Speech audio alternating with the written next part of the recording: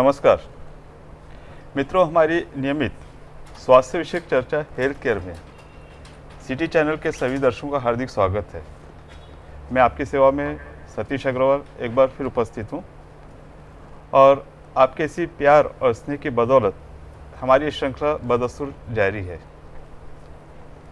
हमारी इस श्रृंखला में हम हमारे स्वास्थ्य से संबंधित एक विषय को लेकर उससे संबंधित एक्सपर्ट का मार्गदर्शन हासिल करते हैं।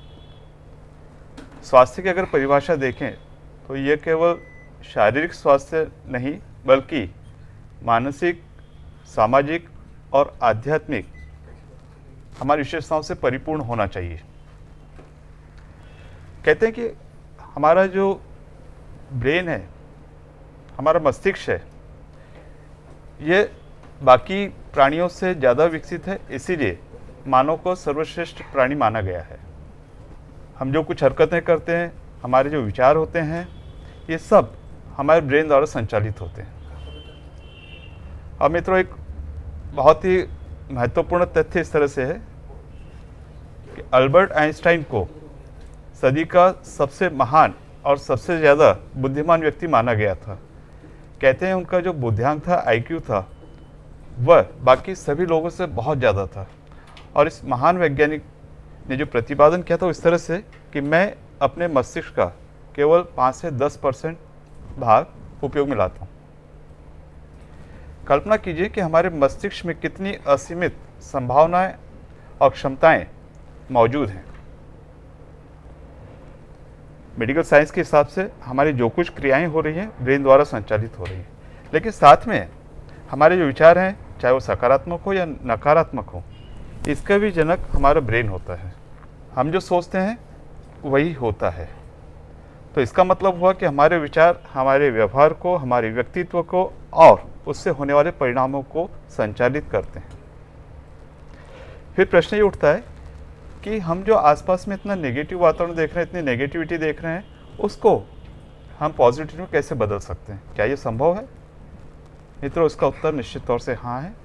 और इस विषय में मार्गदर्शन के लिए हम अपने आप को बड़े सौभाग्यशाली समझते हैं कि अमरावती शहर की जानी मानी नेत्र रोग चिकित्सक और व्यक्तित्व विकास की अंतर्राष्ट्रीय जेसी की अंतर्राष्ट्रीय प्रशिक्षक और 5 स्टार ट्रेनर डॉक्टर अनुराधा जी तोटे हमारे बीच उपस्थित हैं।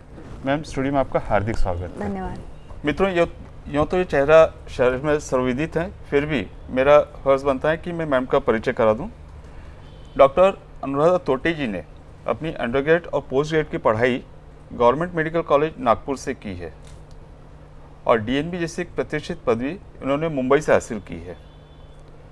JCI इंटरनेशनल जो संस्था है, ये व्यक्तित्व विकास से संबंधित संस्था है और हमें बड़ा गर्व होता है कहने में कि अमरावती शहर का नाम मैंने न केवल राष्ट्रीय बल्कि अंतर्राष्ट्रीय स्तर पर रोशन किया है, इस तरह से कि मैम अकेली पूरे भारतवर्ष में अकेली इंटरनेशनल महिला ट्रेनर हैं और 5 स्टार ट्रेनर जैसे एक बहुत ही प्रतिष्ठित पदवी एकमात्र महिला पूरे भारतवर्ष से अमरावती से डॉक्टर अनुराधा तोटे हैं।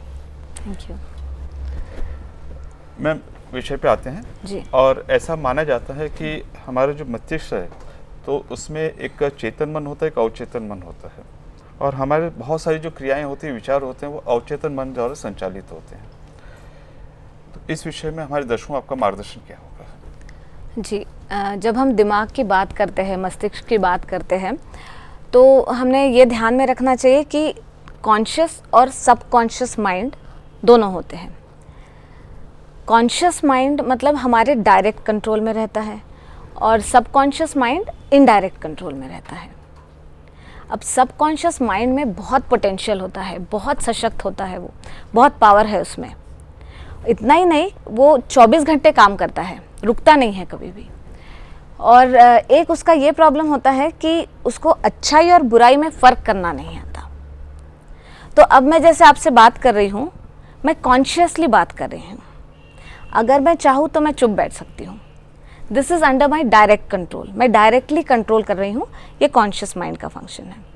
अब ये पहरेदार के समान काम करता है और उसको मतलब जो भी हम इनपुट देते हैं, अब हम अच्छे विचार करते हैं तो सबकॉन्शियस माइंड तक अच्छे विचार पहुंचते हैं, अगर हम बुरे विचार करते हैं तो सबकॉन्शियस माइंड तक बुरे विचार पहुंचते हैं। मतलब अगर हम ऐसा सोचते हैं कि अनाज के साथ हम कंकड़ और कचरा भी अगर दिमाग में डाल रहे हैं तो वो सब हमारे सबकॉन्शियस माइंड में जमा हो रहा है। लेकिन अगर हमारा कॉन्शियस माइंड हम इतना अच्छे से कंट्रोल करते हैं कि कचरा और कंकड़ बाजू में रख के सिर्फ अनाज ही सबकॉन्शियस माइंड तक अगर सप्लाई करते हैं तो सिर्फ अनाज ही वहाँ पहुँचेगा और उसका आउटपुट भी उतना ही अच्छा होगा। तो संक्षेप में मैं ऐसा सोचे कि हमारा जो कॉन्शियस माइंड है, चेतन मन है, उसमें के जो विचार है वो अवचेतन है सबकॉन्शियस माइंड में जमा हो रहे हैं। जी जी। और जब कॉन्शियस माइंड को किसी काम के विचारों की जरूरत होती है तो सबकॉन्शियस माइंड द्वारा उसे सप्लाई किए जाते हैं जी। तो अगर अच्छे विचार हो तो वो सबकॉन्शियस माइंड से कॉन्शियस माइंड में आएंगे। हाँ, और आउटपुट भी वैसे ही मिलेगा। आउटपुट वैसे जी। मैं सुनने में तो बड़ी सरल लगती है बात, पर अक्सर होता ही है कि हमारे आसपास में जितनी नेगेटिविटी, नकारात्मकता है, आसपास के लोग जो होते हैं जिनके विचार हमको संचालित करते हैं, तो ये बड़ी मुश्किल, लगभग असंभव सी बात है। तो इसको हम किस तरह से प्रशिक्षित ट्रेन कर सकते हैं कि जो आप बता रहे हैं कि सिर्फ पॉजिटिव विचार ही वहाँ तक पहुँचे? हाँ, एक्चुअली असंभव तो नहीं कह सकते, मुश्किल ज़रूर है। तो इसको हम ऐसा कर सकते हैं कि कॉन्शियस माइंड हमारे कंट्रोल में है, तो जितना हमारे कंट्रोल में है उतना कम से कम हम उसको अच्छे विचार फीड करें। पॉजिटिव थॉट्स अगर हम उसको देते रहे तो वो सबकॉन्शियस माइंड में जमा होते रहेंगे। पॉजिटिव कार्य भी करते रहे, पॉजिटिव कार्य करेंगे तो इधर सबकॉन्शियस माइंड में पॉजिटिव कार्य जमा होते रहेंगे। अब दूसरा एक टर्म है जिसको हम बोलते हैं माइंड प्रोग्रामिंग।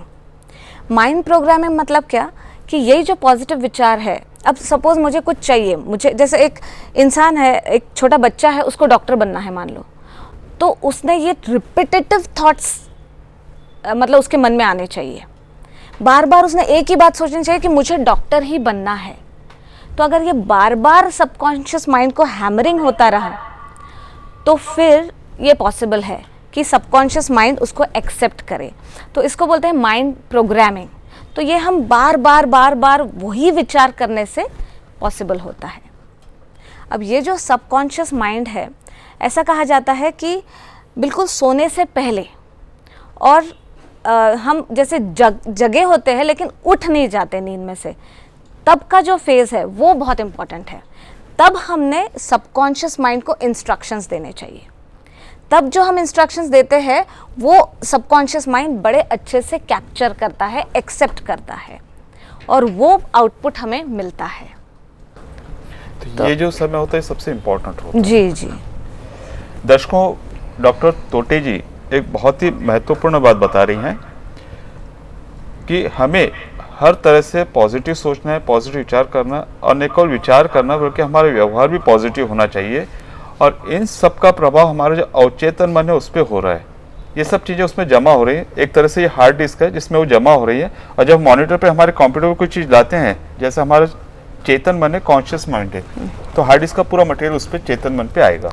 सही बात। मैं ऐसा कहा जाता है कि जिस तरह से हम विचार करते हैं वही हमारे व्यवहार में आता है, और ऐसा माना जाता है कि जो हम सोचते हैं वो होता है। तो ये जो फिलॉसफी, ये क्या वाकई में सही है? हाँ, बिल्कुल होता है। क्योंकि जो दुनिया में हो रहा है उसको अगर हम फिजिकल प्लेन बोलते हैं, और जो दिमाग में हो रहा है दैट इज़ मेंटल प्लेन। तो जो भी चीज़ दुनिया में हो रही है वो पहले मेंटल प्लेन में हो चुकी होती है।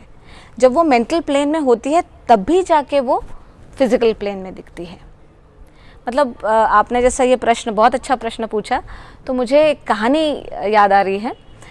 फ्रांस में, बहुत पुरानी बात है ये, फ्रांस में एक कैदी था, और वो कैदी मतलब ऐसा गुनाह किया था उसने कि उसको मौत की सज़ा सुनवाई गई थी।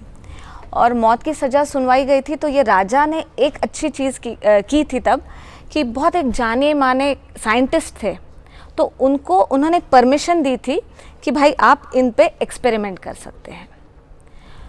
तो वो साइंटिस्ट ने क्या किया, उन्होंने उनको, वो जो कैदी था, उनको बोला कि हम आपके शरीर में से 7 लीटर ब्लड, जो कि आपके शरीर में 7 लीटर ब्लड होता है, वो पूरा निकाल देंगे, और जब पूरा ब्लड निकाल देंगे, पूरा खून निकाल देंगे, तब आप मर जाओगे, राइट।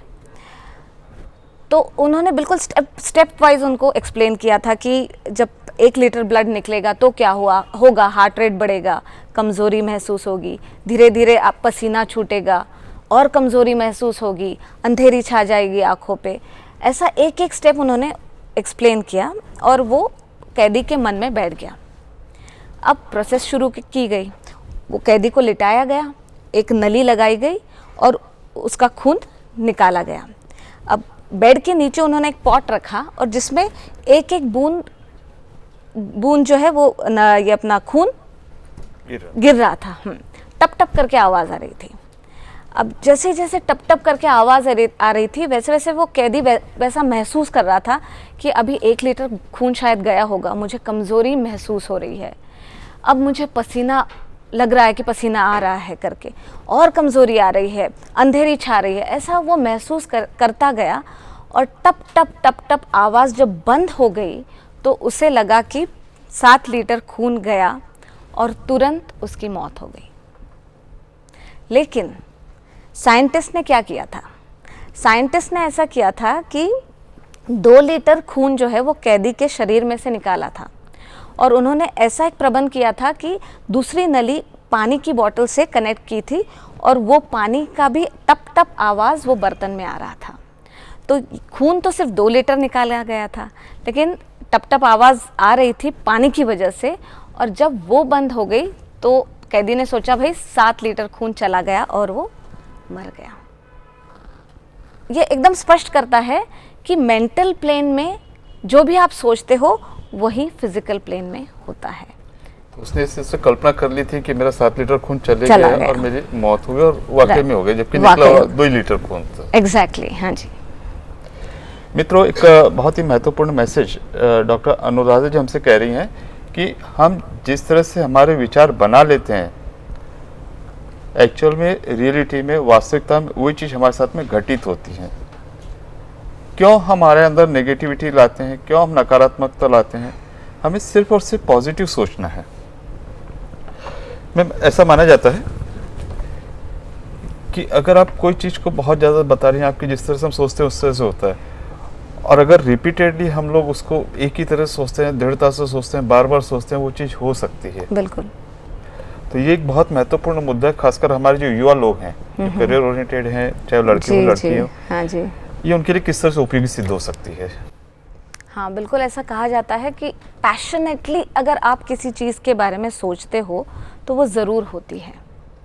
मतलब किसी शायर ने बहुत अच्छे से कहा है कि खुदा वो मंजूर करता है, खुदा वो मंजूर करता है जो दुआ दिल से निकलती है, पर मुश्किल ये है कि वो बड़ी मुश्किल से निकलती है। बहुत। तो बात एकदम क्लियर हो गई है, फिर भी मैं आपको बताती हूँ कि हमको जो चाहिए वो क्लियर हमारे मन में होना चाहिए, एग्जैक्ट क्या चाहिए।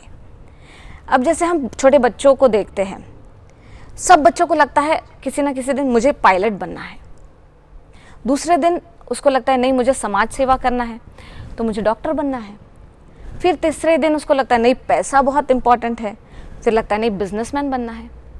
अगर ऐसा उसका लक्ष्य शिफ्ट होते गया तो नहीं मिल पाएगा। अगर वो फर्म है, पैशनेट है कि मुझे सिर्फ और सिर्फ डॉक्टर बनना है, तो ही वो डॉक्टर बन सकता है।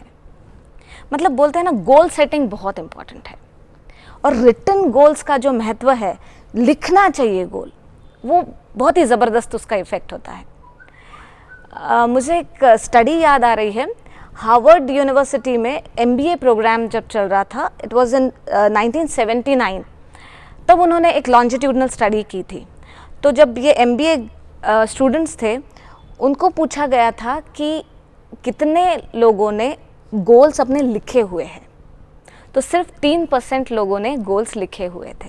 उनका लक्ष्य क्या है? हाँ, लक्ष्य क्या है वो लिखा हुआ था उन्होंने। 13% लोग ऐसे थे जो बोल रहे थे कि लक्ष्य मुझे पता है, लेकिन मैंने लिखा हुआ नहीं है, मन में है। और 84% लोग ऐसे थे जिनको पता ही नहीं था कि उनका लक्ष्य क्या है। वहाँ बात खत्म नहीं हुई। 10 साल बाद उनका गेट टुगेदर वहीं पे लिया गया और वापस वो सर्वे लिया गया। तो ऐसा पता चला उसमें से कि जो 13% लोग थे जिनके मन में गोल था लेकिन उन्होंने लिखा हुआ नहीं था, वो जो 84% लोग जिनको के गोल ही नहीं थे उनसे डबल कमाई कर रहे थे, ट्वाइस, राइट। और जो 3% लोग थे जिनके गोल लिखे हुए थे, written goals, written clear goals थे, दे वर अर्निंग 10 टाइम्स, 10 गुना ज़्यादा इन सब लोगों से। तो इससे ये एकदम क्लियर होता है कि गोल कितना इम्पोर्टेंट है और लिखना भी कितना ज़्यादा इम्पोर्टेंट है। कि जितना आपका लक्ष्य जितना पक्का निर्धारित होगा, चाहे मन में हो चाहे लिखा हो, उतना ज़्यादा महत्वपूर्ण हो। बिल्कुल। मित्रों, हम एक निश्चित दिशा को पकड़कर उस दिशा में प्रयत्नशील हो तो मैडम कह रहे हैं कि उस लक्ष्य को हासिल करना हमारे लिए मुश्किल बिल्कुल भी नहीं है।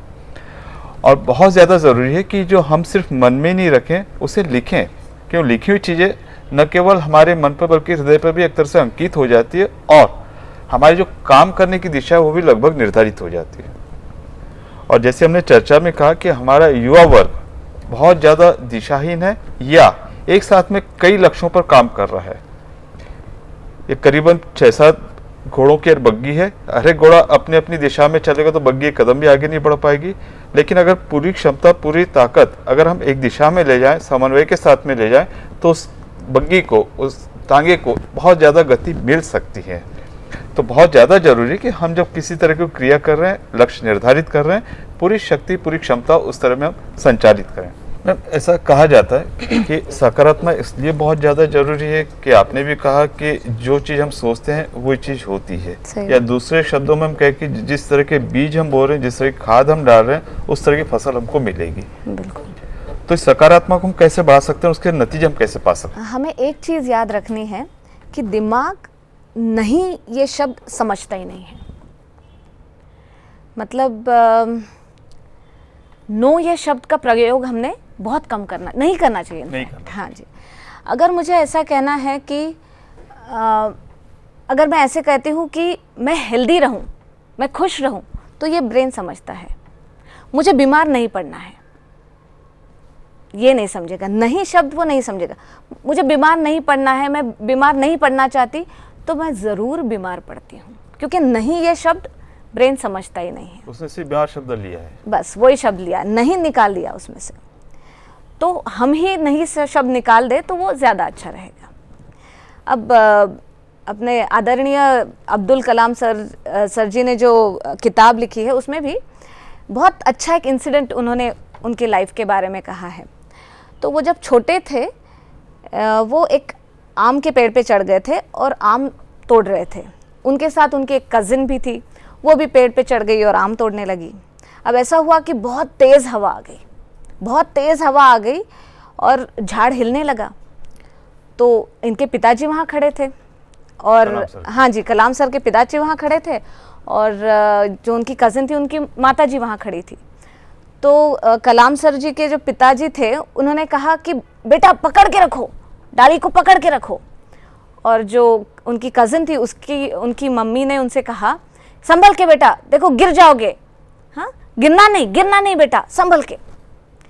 अब क्या हुआ, ब्रेन ने नहीं समझा ही नहीं, तुरंत वो गिर गई। तो गिरना नहीं से नहीं निकालते, गिरना बस, और वो तुरंत गिर गई और अब्दुल कलाम सर जो है वो डाली को पकड़े रहे। तो एकदम मतलब ये याद रखना है कि नहीं शब्द ब्रेन लेता ही नहीं है। तो जो भी हमने कहना है नहीं निकाल के कहे। तो इस बात से ये बात स्पष्ट होती है कि हमें नहीं शब्द को यूज नहीं करना, किस तरह इसका इस्तेमाल नहीं करना है। हमें जो कुछ कहना है हम सिर्फ पॉजिटिव भाषा में ही बात करें, उस भाषा का ही उपयोग करें। मैम से कह रही हैं कि ब्रेन इस तरह का भेद नहीं कर पाता है। तो अगर ये कहें कि गिरना नहीं गिरना मत, तो गिरना शब्द ले नहीं और मत शब्द लेता ही नहीं है। और जहाँ उनके सर के पिताजी ने कहा कि संभल के पकड़ के रखो, उसने वो शब्द ले लिया है। सही। तो हम आपस की बोलचाल में भी इस नए शब्द को निकाल दें। हाँ। तो शब्द निकल जाएगा, हमारी भावनाएं बदल जाएंगी, हमारे विचार बदल जाएंगे, तो शायद हमारी कृति भी बदल जाएगी। सही बात है। मित्रों, एक बहुत ही सार्थक और दिलचस्प चर्चा चल रही है हमारे व्यक्तित्व विकास से संबंधित, और एक्सपर्ट हमारे साथ मौजूद हैं डॉक्टर अनुराधा तोटे। मिलते हैं एक छोटे से अंतराल के बाद।